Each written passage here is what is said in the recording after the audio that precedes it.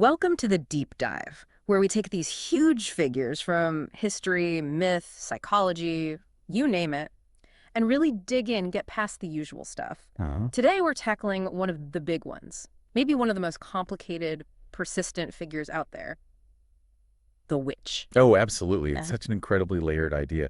And the word witch, it's almost like a time capsule, isn't it? how do you mean? Well, when you say witch, you're sort of conjuring up this whole spectrum at once. 4,000 years of history packed in there. Right. You've got the feared villain, the persecuted victim, the wise healer, and now increasingly this symbol of like modern feminist power, integrated, independent. And our sources today are, well, they're massive. We're pulling from ancient Norse myths, old Babylonian law, Yeah, then jumping centuries ahead to the European witch hunts, the terror there. then psychology, Jungian ideas, and finally landing right in the middle of modern feminist reclamation movements. It's a lot. It really is. So, our mission for this deep dive is basically to try and make sense of all that enormous territory for you. It's a real challenge, honestly, because the word itself is just so slippery. That's the perfect word for it. Slippery. It's been constantly redefined, hasn't it, across cultures, centuries? Depends entirely on who was doing the naming and, well, why they were doing it. That's exactly where we have to start. That core semantic problem. We need to track how this word witch has, evolved. Okay. Historically, its meaning really shifted. It started off being used mostly for an evil worker, right? The Yeah. classic stereotype, the malefic figure out to cause harm. When we see in fairy tales, maybe. Yeah, that one. But then it also got used as a label for like folk healers, the cunning folk, especially in places like early modern Britain. Ah, okay. So it wasn't always negative. Not always, or at least not for everyone. It really depended on whether the magic user was seen as helping the community or disrupting it. That was the key distinction on the ground level. And look where we are now. It's completely flipped again. The term's been totally reclaimed. Now it means what? Individual self-realization, liberation, especially for women. Or sometimes just a practitioner of a modern pagan religion, someone focused on nature, the cycles. So to really grasp the cultural power packed into this single figure, we have to unpack that terminology first. We need to see how the power dynamics shifted based on what people were called, and crucially, their gender. Let's dive right in there with those contested semantics. Okay, so when we talk about magic users, especially in the West, we usually hear three main words: witch, sorcerer, and wizard. Why do those three feel so different? Particularly the gender thing, even before we get into like Harry Potter or Lord of the Rings. Well, it's fascinating how quickly those terms got gendered in common usage, even if their actual roots were maybe a bit more open. Hmm. Take wizard. That word pops up in English around the 12th century. It comes from Old English Witka or Wicca, which basically just meant knowledge of the occult. Broad term. Okay, not But it very quickly got tied almost exclusively to men, specifically men who were schooled in magic, learned men, academics maybe, people with access to books, texts. so right away it implies study, intellectual effort, learning. Got it. And witch. Which also came from Wicca. Original meant a practitioner of magic, full stop. Technically, it could be gender neutral way back at the root. But it didn't stay that way. Nope. It pretty quickly became almost exclusively applied to women. And then in early modern Britain, you see this really critical split in meaning. Okay, what happened then? The educated elites, the scholars, clergy, judges, they started defining witchcraft in a very specific way. For them, it was a satanic religion, a pact with the devil, and therefore all witchcraft was harmful magic by definition. So in their eyes, if you practiced any kind of magic, you were automatically evil, tied to Satan. Precisely. That was the official line, the institutional definition. But, and this is important, our sources show that most ordinary people, the uneducated common folk, they had a much more practical view, a more nuanced view. They tended to reserve the term witch only for people they genuinely believed were causing harm, doing bad things, what they called maleficium.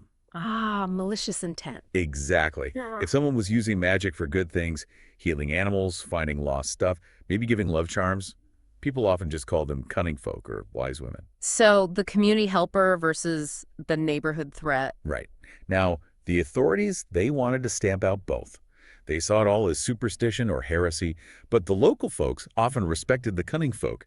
They saved the really negative term witch for the person they thought was genuinely malicious. That distinction between the harmful magic user and the helpful one, that's what gets completely wiped out later on, isn't it? When the big witch hunts really kick off. Totally erased. Yeah. And that erasure leads us straight into these persistent gendered tropes we still see everywhere in pop culture today. All that nuance, gone. Yeah, it's stark, isn't it? Picture a wizard now. What comes to mind? Right. Usually it's this wise old man, often benevolent, white beard maybe, a guardian of knowledge, Gandalf, Merlin, Dumbledore. Figures of authority, trustworthy advisors. They often work with this system, or at least to protect it. Exactly. They're the stewards of the status quo, like you said. Yeah. Their power feels acceptable because it's framed as rational, studied, used for order. It has legitimacy. It does. And that positive image connects back to ancient wise men, philosophers, even figures like the Magi in the Bible. It has deep roots. Okay, but now contrast that with the classic witch stereotype. Complete opposite. Usually a withered, ugly old woman, a crone, wicked, out to bewitch men, poison people, maybe eat children. Baba Yaga, the witch in Hansel and Gretel, pure, chaotic, destructive energy, often driven by base desires, appetite. And this massive gender gap gets reinforced constantly in modern stories. Think about Disney movies. Our sources really dig into this. What do they find? They talk about this pattern of white male wizard privilege. Basically, the older, whiter magic users think Merlin in Sword in the Stone, or even King Triton in The Little Mermaid. They're presented as good, stable, reasonable. Their power's okay. But their main antagonists, the ones using magic against them, often racialized or orientalized spellcasters, Maleficent, Jafar, Dr. Facilier. They're almost always the villains. Yeah. Their magic is dangerous, often intuitive, selfish. That's a really striking point from the sources. It's not just gender, it's also about who gets to wield power acceptably within that dominant cultural story. Were there exceptions noted, though, or is it really that consistent? In the Western pop culture examples they looked at, the pattern is remarkably strong. When you do see powerful, positive female magic users, they often have qualities we traditionally code as masculine, like control, restraint, a focus on learning, rather than just raw intuitive force. Interesting. And the male villains, like Jafar, often get their power through shady deals or ambition, kind of leaning into that warlock archetype we'll talk about, rather than the wise wizard model. Right. That distinction where the power actually comes from seems really key, especially in fantasy worlds. We should probably break down that taxonomy a bit. Wizard, sorcerer, warlock. Yeah, in common fantasy tropes, there's usually a clear difference there. The wizard gets power from knowledge, from study. It's intellectual. Books, scrolls, incantations. Exactly. It's learned. Power acquired through discipline, effort. And historically, that kind of learned power has more legitimacy. Okay, then the sorcerer or sorceress. Their power is usually portrayed as intuitive, natural. They're born with it. Maybe it's in their bloodline or they have some innate link to nature, to the elements. And that's where the gendered suspicion comes in again, right? Often, yes. Because when power is natural, intuitive, it often gets coded as feminine and therefore maybe less controllable, potentially chaotic. The sorceress in particular is often feared precisely because her magic doesn't fit neatly into that learned, structured, often patriarchal system. She's just as powerful. It makes people nervous. And the third one, the warlock. The warlock generally gets power through a deal, a pact, usually with some powerful entity, often a dark one. Demons, maybe. So their power is contracted, transactional, Right. morally shady from the get-go. Pretty much. So you got these three main sources: study, nature, or contract. But even when the power is natural, the female version, the sorceress, has historically carried more baggage in literature, more danger, more temptation associated with her than the male sorcerer, who might just be seen as, I don't know, eccentric. This whole idea of the dangerous, inherently, maybe even evil female magic user that definitely wasn't invented by Christian Europe, though. Before we get into the witch trials, let's jump way back. Pre-Christian times, ancient world depictions where magic and gender were maybe viewed with more ambivalence. Yeah, great place to look is the Norse context, the practice of seer. Seer, okay. Here you find this figure called the vulva. It translates roughly as wand carrier. She functions basically as a shaman, a seeress. Like a prophetess. Sort of, yeah. Our sources talk a lot about Thorbjorg, a figure in the saga of Eric the Red. She travels around the Norse settlement in Greenland, performs these shamanic rituals to predict the future. Sits on a special high seat, uses herbs, goes into a trance. And there's actual archaeology backing this up, not just stories. Oh yeah. Graves have been found identified as belonging to Volor, that's the plural. They often contain ritual staffs, special herbs, other magical tools. It supports the idea that they were real, significant figures in their culture, respected even. Respected, but I sense a but coming. Big but. There was this incredible social tension around it. The actual practice of seer, this specific kind of magic involving trance, divination, maybe weaving fate, it was seen as inherently ergy, Ergy, what's that mean? unmanly, effeminate, Right. and deeply, deeply dishonorable for men to practice. Really? Yeah. Why was that specific type of magic so feminizing in their view? It seems to go right to the core of what it meant to be a man in Norse society. Hmm. The ideal Viking male, active, aggressive, direct action, swords, axes, yeah. Aye. But seer often involved passive states, receptivity, ecstatic trance, Hmm. working through influence, manipulation maybe, rather than brute force. Mm-hmm. So engaging in that meant taking on qualities they coded as female, and that could seriously damage a man's status, especially as a warrior. Wow.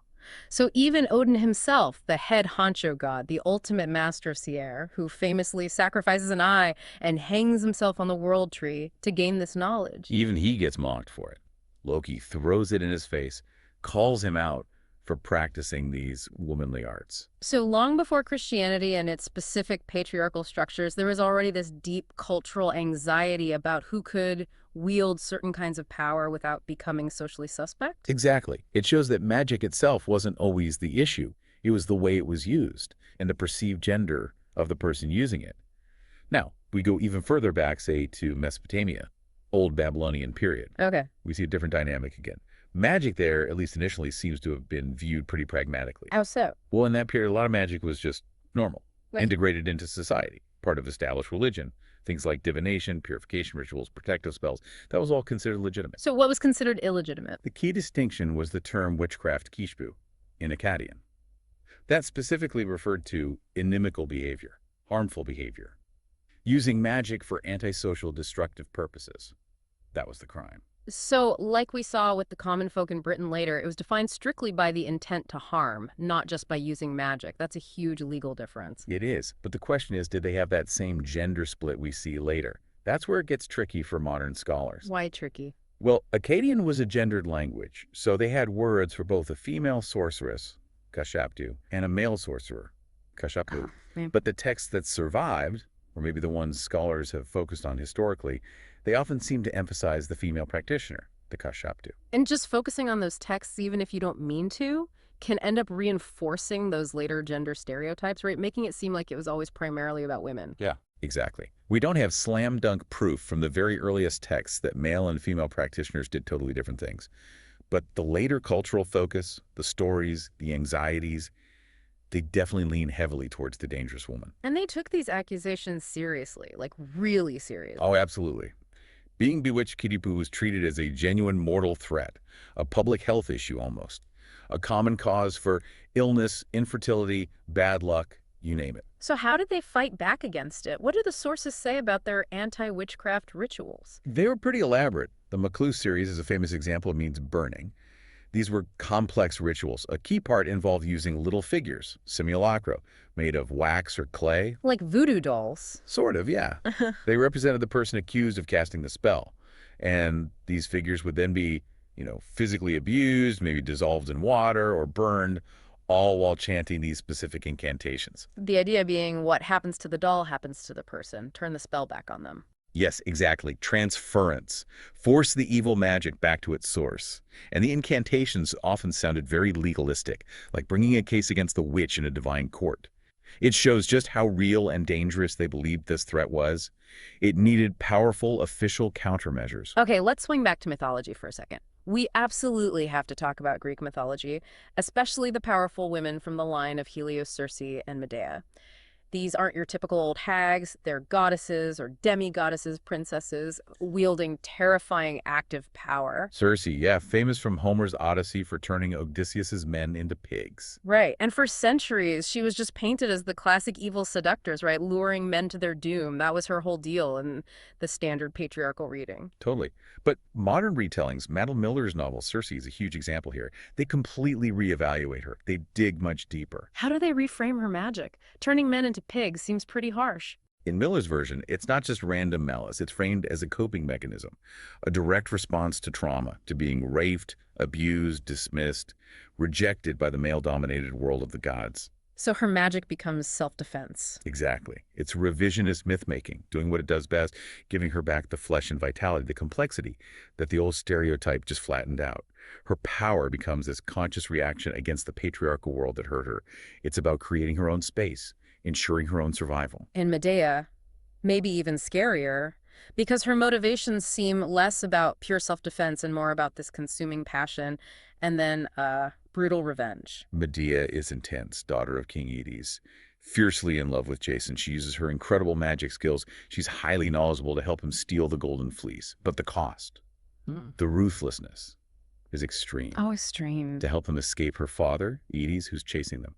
She does something almost unimaginable, cold, calculated. She kills her own brother, Absurdus, who's with them on the ship. Kills her own brother. And then dismembers his body, throws the pieces into the sea, one by one. Why? That's horrific. Tactically brilliant in a horrifying way. She knew her father would have to stop, collect all the pieces of his son for a proper burial.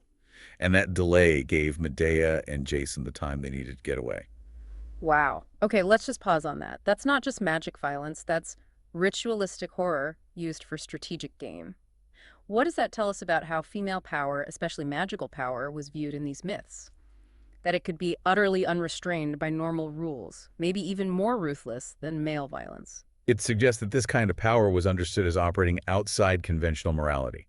It wasn't just spells and potions. It was psychological warfare, leveraging ritual taboos. It shows a kind of callousness, maybe inherited from her equally ruthless father, the king. And that ruthlessness doesn't stop there, does it? Later, when Jason dumps her for another woman. She goes full scorched earth, uses her magic to kill Jason's new bride, horribly. And then the ultimate act of revenge against Jason.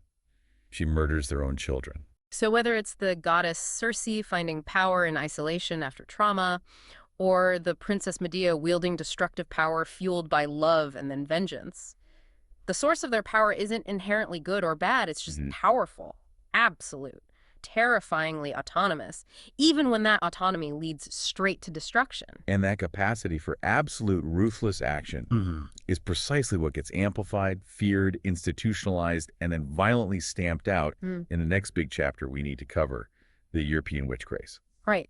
The early modern European witch hunt, roughly 15th to 18th centuries, this is probably the defining historical period people think of when they hear witch. Institutionalized, gendered persecution on a massive scale. We have to start with the numbers, though, because there's a really persistent myth out there. The 9 million figure. Exactly. You hear it cited a lot, especially in older feminist texts or some neo-pagan circles. It gained traction way back, maybe 18th, 19th century. But it's an exaggeration, a powerful rhetorical number, but not historically accurate based on the records. So what is the scholarly consensus now, based on actual archives? The current best estimate, looking at trial records across Europe over those centuries, is somewhere around 60,000 executions. Maybe a bit more, maybe a bit less, depending on the region and how you count. Okay, 60,000 is obviously way less than 9 million, but still, 60,000 people executed over 3 centuries, mostly women. That's still a devastating number, a clear historical pattern of, well, gendercide, institutionalized violence. Absolutely. And we need to understand who exactly was being targeted. It wasn't random. The accusations were often deeply tied up in local problems, social conflicts, economic tensions. Yeah. And becoming accused of witchcraft was, as one source puts it, almost an occupational hazard for certain kinds of female workers. Like who? Who were the common targets? The sources are pretty clear. Midwives were hugely vulnerable, elderly women, especially widows over 40, people who were maybe already social outcasts for other reasons. Let's focus on the midwives for a second. Why were they so vulnerable? Their entire job revolved around those really high-risk moments, birth and death, life and death situations. So if an infant died, which was tragically common, or if the mother had serious complications, the midwife was right there, the most obvious person to blame, to project all that grief and anxiety onto. She's the one who touched the baby last or was present during the crisis. Exactly. And that vulnerability got worse because in many households back then, the woman of the house was also responsible for the health of the farm animals, not just the people. Ah, okay. So if a cow suddenly got sick and died, or the butter wouldn't churn for some reason, that could also be blamed on witchcraft. maleficum. It was seen as the woman taking her normal healing or nurturing skills and twisting them, using them for harm. The very skills that could save lives could be reinterpreted as killing tools when things went wrong. Precisely. And some sources, like the work of historian Lyndall Roper, they really highlight the intense psychological dynamics within the household itself. It wasn't always men accusing women from the outside. What did Roper find? Her research, particularly in Germany, showed that a lot of accusations actually started between women. Specifically, between a new mother and the other women helping her right after birth. The lying-in maids, maybe relatives. Okay. The mother, understandably terrified about infant mortality, under immense pressure. If the baby got sick or died, she might project those intense fears onto the female caregiver. It was a way of externalizing unbearable tragedy onto the nearest, most vulnerable woman. So the initial spark might often come from these local personal conflicts and anxieties, often between women. But the system that took those accusations and turned them into trials, torture, executions, that system was built and run by men, right? The church, the state officials. Absolutely. And that's the core of the really strong feminist critique of the trials. Thinkers like Matilda Joslyn Gage, writing way back in the late 1800s, started arguing this. What was Gage's main point? She basically proposed that the witch trials weren't just random superstition.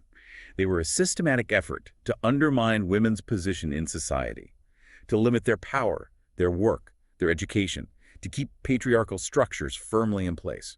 She argued accusations were used instrumentally for other purposes? Yes, for enriching the church through confiscated property, for advancing political schemes, maybe getting rid of rivals or inconvenient families, and very often just for settling personal scores, neighbors getting revenge through accusations. And this analysis got picked up and expanded later, right? Especially linking it to economics. Hugely expanded by scholars like Silvia Federici. She connects the witch hunt directly to the rise of early capitalism and colonialism. It wasn't happening in a vacuum. How does she connect it? Federici argues the trials were essentially tools of social control needed for this new economic system. They were used to control women's bodies, their labor, their traditional knowledge, especially targeting the economic independence of older women. Think about women who relied on herbal knowledge, folk healing, maybe midwifery, operating within local barter economies. These were often older women, widows. Their knowledge and economic activity existed outside the emerging wage labor system and the control of male-dominated professions like medicine. So the trials helped eliminate that competition. That's the argument. By criminalizing female knowledge, particularly healing and reproductive knowledge, you clear the way for the professionalization of medicine under male control. You transfer authority over health and the body from autonomous women to the state and these new male professions. And the torture. It wasn't just about getting a confession, was it? It was public. Oh, absolutely public. The torture, the executions, these were spectacles. They served as a terrifying social warning, a deterrent. To stop women from organizing. Federici argues yes, that you couldn't have massacred hundreds of thousands of women or even the 60,000 unless they represented some kind of threat or challenge to the emerging order. The spectacle was designed to terrorize women into submission, prevent them from gathering, from dissenting, from maintaining their traditional forms of power and community. It was systemic social control, using local fears to enforce a larger political and economic shift. Which brings us finally into the modern era, where the entire script has been flipped. The very figure that was persecuted is now embraced as a source of identity, self-definition, even political power. This is the archetype reclaimed. Yes, and a huge driver behind this reclamation comes from psychology, particularly the ideas of Carl Jung. Yeah, okay. In the Jungian way of thinking, the witch archetype represents all those parts of the psyche that have been repressed, pushed aside, misunderstood.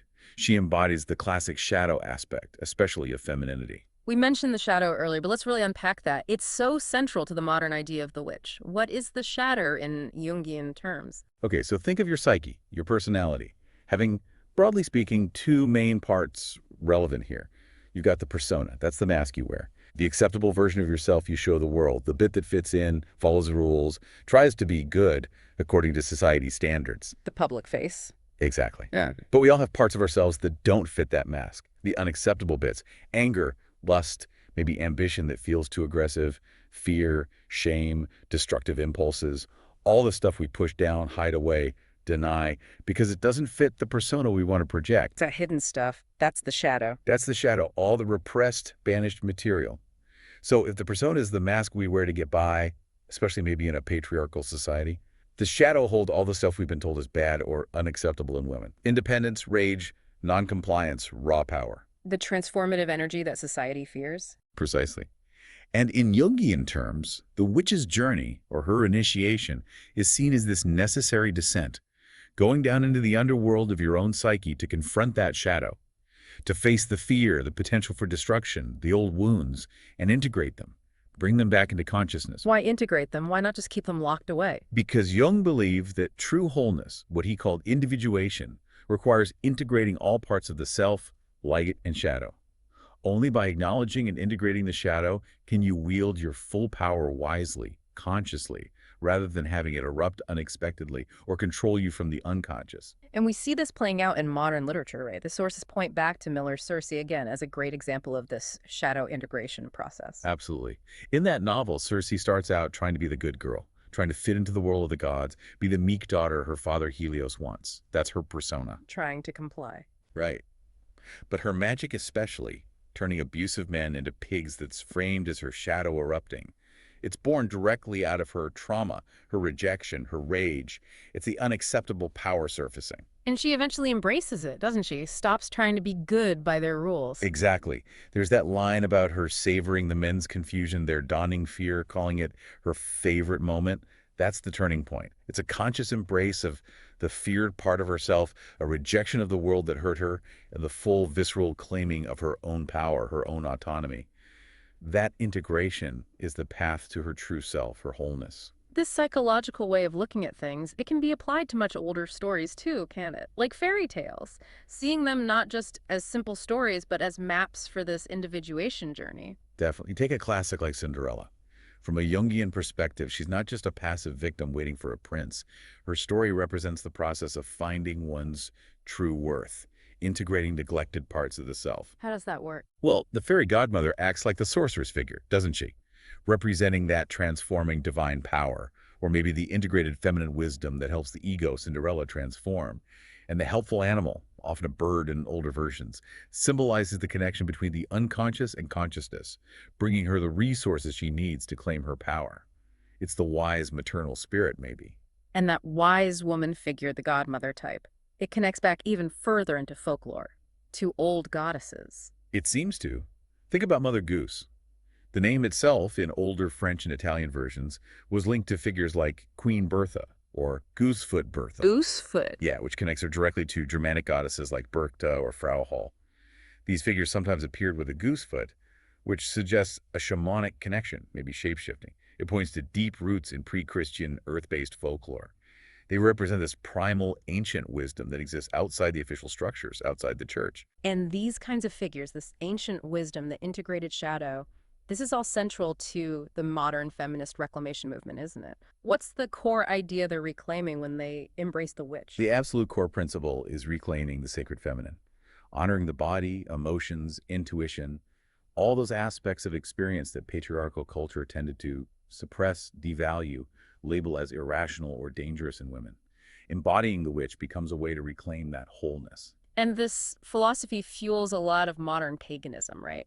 Wicca, Dianic Wicca. Yeah. These movements grew significantly, spreading globally, hitting places like Germany in the 70s, and they often tell a story about a connection to a pre-Christian past. Yeah, they often rely on this really compelling narrative of a continuous, hidden, pre-Christian, matriarchal old religion centered on goddess worship. How historically accurate is that narrative, though? Did that old religion actually exist in that way?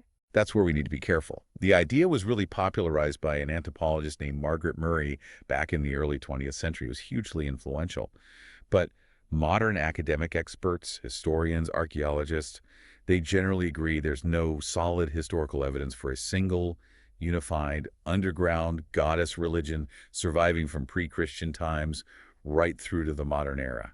The historical reality seems much more fragmented and complex. But even if the history isn't perfectly accurate, the idea, the story of it was incredibly powerful, wasn't it? Immensely powerful. It provided a spiritual and historical anchor for a movement focused on empowering women, reconnecting with nature, and valuing the feminine divine. The narrative itself created a potent reality for its followers.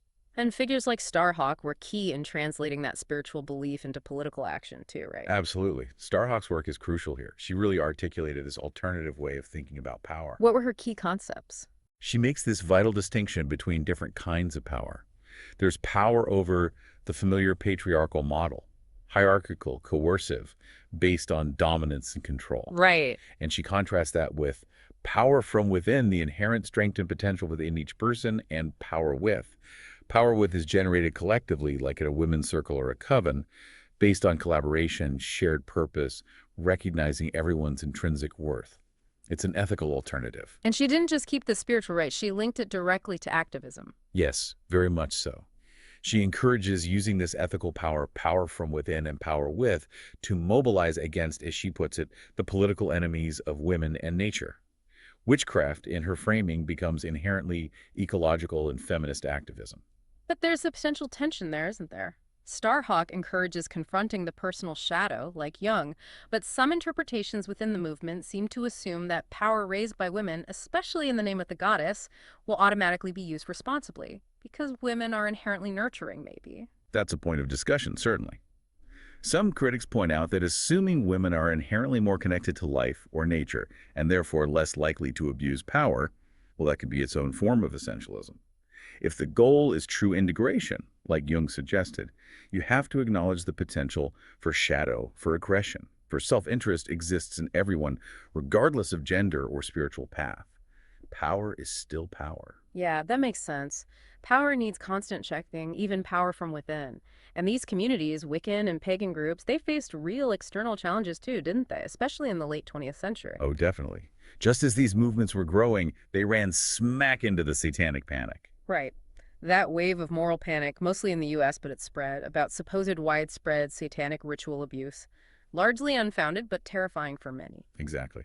And because the public often couldn't distinguish between Wicca, paganism, and the scary stereotypes of Satanism, these groups suddenly found themselves under intense suspicion, accusations, harassment, even legal problems. So they had to become defensive. Very defensive. They had to spend a lot of energy actively distancing themselves from anything that looked dark, anything that could be misconstrued as satanic. They had to fight just for basic legitimacy and acceptance, which sometimes meant maybe downplaying or hiding the more challenging, shadowy aspects of their own traditions to present a more palatable public face. Wow. Okay, this whole deep dive has really traced an incredible journey for just one word.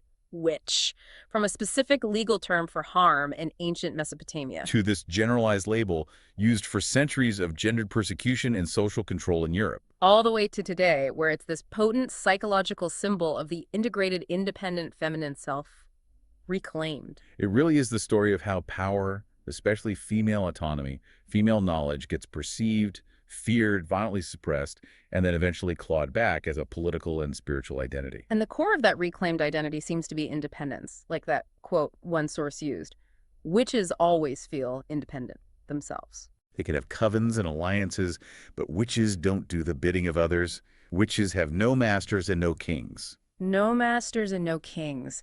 That feels like a direct, powerful counterstatement to centuries of being controlled, doesn't it? A political declaration born from that history. It absolutely is. Yeah. But here's the final thought we want to leave you mulling over.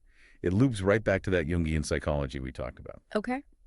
If the ultimate goal of embracing the witch archetype is that wholeness, that self-realization, that integration, then it challenges us, doesn't it? It challenges us to accept not just the positive aspects, the wise woman, the healer, the nature lover, the goddess worshiper, our idealized persona. But also to accept our own internal capacity for the other stuff. The destruction, the ruthlessness, the darkness. Or a shadow. That capacity for transformation, even what looks like violence or chaos from the outside, like with Circe or Medea, that's part of being a whole, powerful, realized human being, according to this framework. So the provocative question is, in a world where we're rightly striving for social progress, for equity, for less harm, what does it mean to integrate that shadow? Is the true path to empowerment acknowledging and integrating our own capacity for evil, for darkness, seeing it as part of our power? Or does fully embracing that shadow risk, recreating the very conflicts, the destructive power dynamics that the figure of the witch has suffered under for so long? That's the paradox, isn't it? How to embrace the necessary shadow for wholeness without letting it run the show or repeat history's harms. Exactly. How do you integrate the darkness without becoming consumed by it? That's the edge the modern witch figure walks. Yeah. And that's the paradox we leave you to think about.